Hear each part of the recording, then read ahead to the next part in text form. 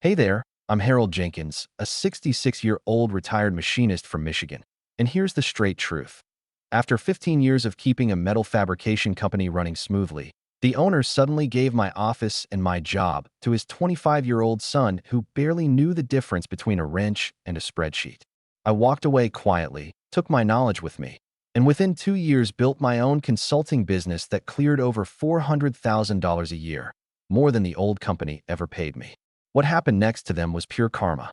If real-life comeback stories like this hit home for you, consider hitting subscribe. It helps keep these tales coming. Now, let's jump right in. It was one of those raw, early mornings in February, the kind where the cold seeps through the factory walls and your coffee goes lukewarm before you finish the first cup. The plant was already awake, presses thumping in steady rhythm, conveyors whispering as they carried fresh steel, the faint smell of cutting oil hanging in the air. I'd been there since 6, like always, boots on the floor before most folks had hit snooze on their alarms. My name's Nathan Reynolds. 50 years old, 15 of them spent as a senior systems engineer at Harlan Steelworks. We made heavy-duty parts, brackets for semi-trucks, frames for construction equipment, and custom plates for farm machinery. Big, tough stuff that had to be perfect or somebody down the line could get hurt. I was the guy who made sure the machines talked to each other, the sensors caught problems before they became disasters, and the data told the truth about what was really happening on the floor. That morning, I was deep in a troubleshooting session.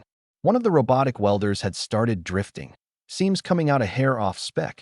Nothing dramatic yet, but enough to flag in the quality logs. I'd pulled the error codes, traced it to a sluggish hydraulic valve, and was halfway through rewriting the compensation script when the door to my office swung open hard enough to bounce off the stopper. Gregory Harlan stood there in his tailored coat, cheeks red from the cold, that salesman grin plastered on tight. "Nathan," he said, no greeting, no small talk. "Got a minute?" I saved my code, spun my chair around. "Always." He stepped in, closed the door behind him, a rare move, and leaned against it like he owned the place. Which, technically, he did. "Quick update," he went on, voice casual as if he were talking about the weather. "My boy Tyler starts Monday. He's taking over operations. He'll need your office. Best sight lines to the floor. Perfect for him to get the full picture." I felt the words hit like a misaligned punch press. Sudden, jarring, completely out of rhythm. Tyler Harlan. 25. Fresh business degree. 0 hours on a factory floor unless you counted the Instagram tours he'd posted during college breaks. The kid who, at last year's company picnic, had spent 20 minutes explaining to a group of welders how personal branding could fix production bottlenecks. I remember old Pete asking if that meant we'd finally get new welding helmets. Tyler had laughed and said something about mindset shifts. I looked around my office slow. Triple monitors glowing with live data feeds. Wall covered in hand-drawn system maps held up with magnets. The ergonomic chair I'd bought myself after a bad back flare-up. The dented steel thermos on the corner of the desk. Souvenir from the night the overhead crane clipped it during the 2018 expansion. All of it about to belong to a kid who thought manufacturing was mostly motivation and metrics dashboards. "You're moving me, where exactly?" I asked, keeping my voice flat. Gregory waved a hand like it was nothing. "There's that empty cubicle by quality control. Plenty of room. You'll still handle the technical side. Report to Tyler on the strategic stuff. Best of both worlds." He was already turning to leave. "Gregory." He paused. 15 years, I said. Every breakdown fixed, every audit passed, every time you promised a client impossible tolerances, and I made it happen. And now my office goes to Tyler because he met my eyes for the first time. Because he's family, Nathan. And because it's time for fresh energy. The industry's changing, digital transformation, social presence, all that. Tyler gets it. He left before I could answer. I sat there a long minute, listening to the plant hum through the window. Then I started packing, not frantic, not angry. Just deliberate. I took my thermos. I took the thick 3-ring binder. 15 years of handwritten notes, passwords, custom scripts, vendor contacts, calibration curves. The only complete record of how everything actually worked. I took the small external drive with full backups of every automation routine I'd written. The invisible threads holding production together. I left the monitors, the keyboard, the surge protectors I'd installed after the 2020 lightning strike, the laminated emergency protocols taped inside the cabinet. Let Tyler puzzle it out. Before I locked the door, I snapped one photo on my phone. Not for nostalgia. For proof, walking through the plant felt like moving through a memory. Guys nodded, said morning, none of them knowing this was goodbye. I stopped by maintenance, shook Mike's hand, told him I'd be working remote for a bit. He gave me a funny look, but didn't push I in the parking lot. I sent a short email from my truck. Transitioning to remote support during office reassignment. Available via email or phone. I hit send, powered the phone off, and drove home through gray winter light. That weekend was the quietest I'd had in years. No 3 a.m. texts about a downline. No Sunday calls from Gregory asking if we could squeeze one more shift out of a dying motor. My wife Linda kept glancing at me across the kitchen table. "You're smiling," she said Saturday night. "Am I?" "You are. Haven't seen that in a while." Monday came. I was drinking coffee in my robe when my personal phone lit up with notifications. Coworkers forwarding Tyler's first Instagram story. Him spinning slow in my chair, big grin, string lights already draped around the monitors, caption screaming, "New era loading. Ready to crush Q1 goals." He'd replaced my system status board with a giant vinyl decal, "Dream big. Hustle harder, BY." Late morning the emails started. "Nathan, quick one. Where do you keep the sensor calibration files?" Tyler's asking how the weekly production report gets generated. Used to just appear Tuesdays. I read them, refilled my coffee, didn't reply. Around noon, Carl from Midwest Forging called, supplier I'd worked with for a decade. "Nathan, what the hell's going on?" Some kid named Tyler just asked if we could powder coat our raw forgings on-brand colors for better shelf appeal. Told him there's structural components buried inside engine bays. He said we should think about market disruption. I laughed. Actually laughed out loud. "Carl, I don't work at Harlan anymore. But I'm hanging my own shingle. Reynolds Technical Solutions. You need help with that new robotic cell you're installing." Dead silence. Then, "You're serious?" "Hell yes. When can you come look?" We booked for Wednesday. Client number 1.by Friday, I'd registered the LLC, set rates, $180 an hour standard, $275 emergency, and taken calls from 3 more suppliers who couldn't get straight answers out of Tyler. Meanwhile, the plant emails kept coming. Small glitches turning into bigger ones. A line down because nobody reset the fault code properly. A shipment delayed because the quality sign-off got missed. Gregory called Thursday. I let it ring 3 times. "Nathan," he said when I picked up, voice clipped. "We're hitting a few snags with the transition. Could use your eyes on a couple things. Quick consult." I watched snow drift past the window. "I'm available," I said. "Consulting rates, 4-hour minimum." That's what it costs now, Gregory." He hung up. 6 weeks later, the first big domino fell. A $72,000 batch got rejected. Tolerances off because Tyler had approved shipment to protect delivery metrics.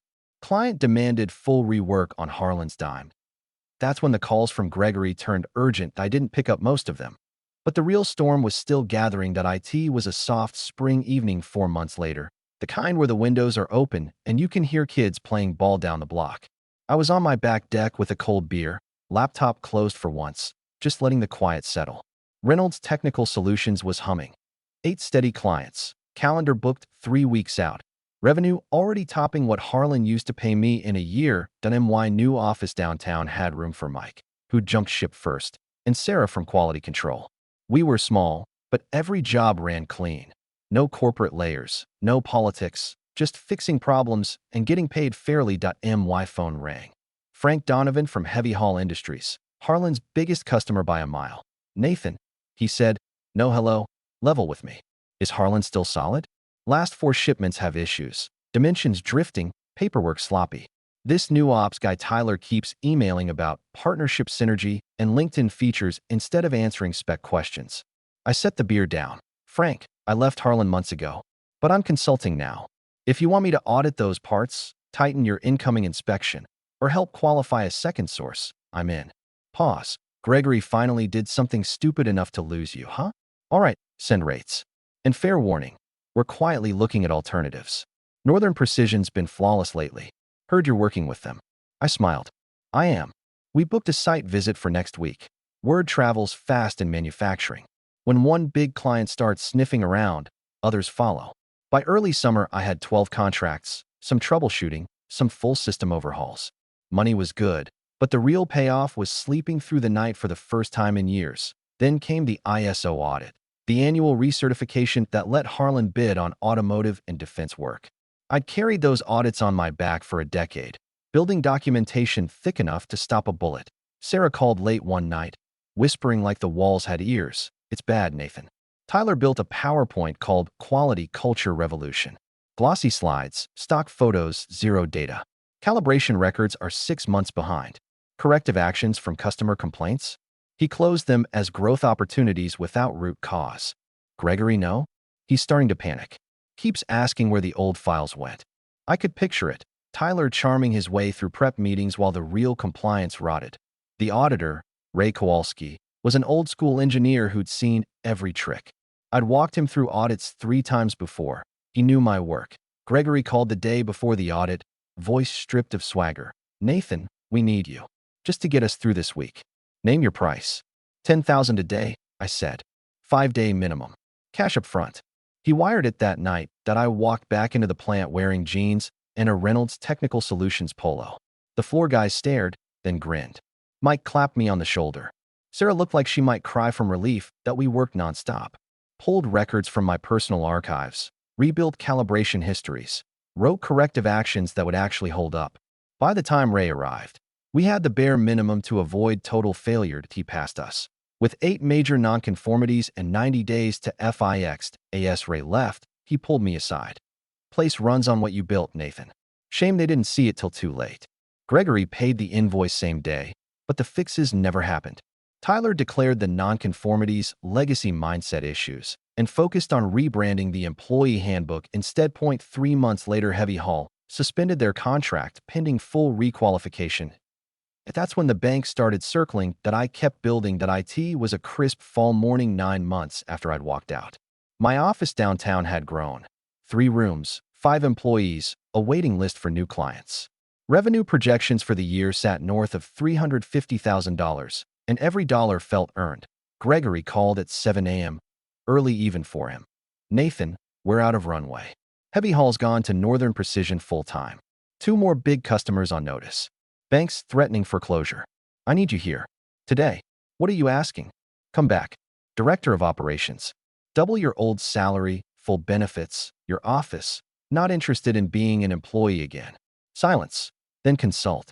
"Whatever it takes. Save the place." I thought about the crew still hanging on. About the legacy of a company that had been good once. "$250,000, I said. 6-month contract. My team runs point. You sign off and stay out of daily ops." He agreed before I finished the sentence that we moved fast. Mike, Sarah, and I lived at the plant for weeks, restoring systems, retraining operators, rebuilding trust with remaining customers. Slowly, the line steadied. Uptime climbed. Rejects dropped that I reached out personally to lost accounts. Offered trial runs with ironclad guarantees backed by my name. Some came back. Then the bank called me direct. Private equity wanted to buy Harlan cheap. Gut it. Flip the assets. Standard playbook. Layoffs, offshore production, quick profit. They asked if I'd stay on as interim manager during transition. I said no. Instead, I spent nights with Mike, Sarah, and a lawyer friend building a different plan that we approached the bank with an offer. Employee-led buyout anchored by Reynolds Technical Solutions and 3 key clients committing long-term contracts. Fair price, no debt load that would choke the place. Promise to keep jobs local. The bank liked the stability. Clients liked the continuity. PE hated losing the fire sale. Gregory had no choice.